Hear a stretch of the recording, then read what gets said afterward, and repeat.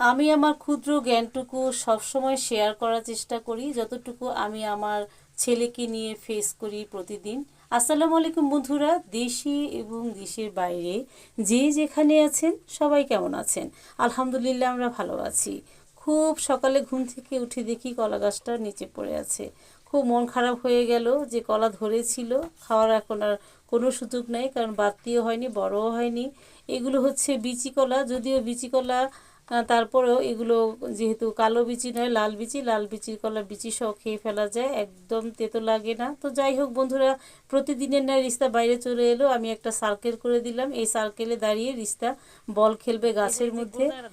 একাই খেলবে, সঙ্গী সাথী নাই। তা আসলে রিস্তাদের সাধারণত একাই খেলতে হয়, স্কুলে গেলে বন্ধুদের সাথে খেলে।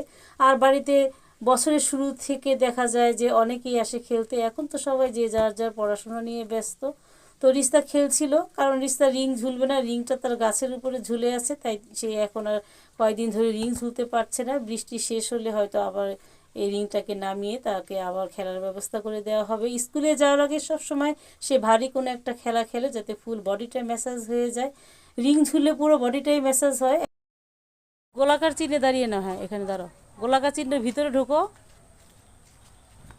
বলটা যখন সে খেলছিল তখন দেখি এদিক সেদিক থেকে বল ছুঁড়ে মারছিল, তাই আমি তাকে একটা গোলাকার করে দিয়েছি। এরপর থেকে সে নির্দিষ্ট জায়গায় কিন্তু বল খেলছিল।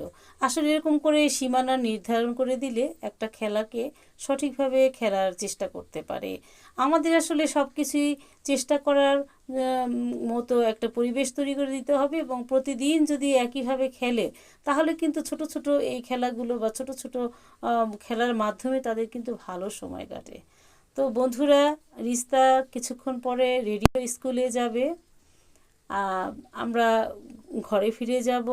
ওই যে আমাদের বিড়ালটাও আমাদের সঙ্গে ঘুরতে এসেছে, সব সময় আমরা যখন যেদিকে যাই তখন সে আমাদের সঙ্গেই থাকে। তো আজকের মতো বিদায় নিচ্ছি। আসসালামু আলাইকুম।